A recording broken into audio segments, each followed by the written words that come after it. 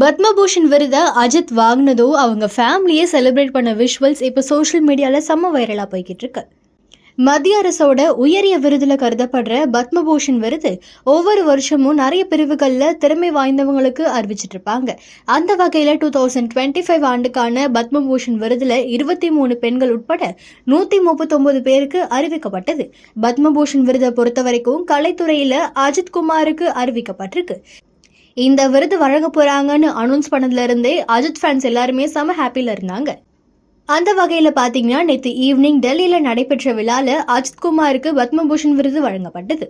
இந்த அவார்டை வாங்குறதுக்காக அஜித் தன்னுடைய ஃபேமிலி கூட போயிருந்தாரு. வைஃப் ஷாலினி, மகள் அனுஷ்கா, ஆத்விக்னு எல்லாருமே தனி ஃபிளைட் மூலியமா நேற்று நைட் டெல்லிக்கு வந்தாங்க. அப்போ ஏர்போர்ட்ல அஜித் ஃபேமிலி கூட இருக்க விஷுவல்ஸும் வைரல் ஆச்சு. இந்த சிச்சுவேஷன்ல டெல்லியில இருக்க ராஷ்டிரபதி பவன்ல நடைபெற்ற இந்த விழால குடியரசுத் தலைவர் திரௌபதி முர்மு அஜித்துக்கு பாராட்டி பத்மபூஷன் விருதையும் வழங்கினாங்க.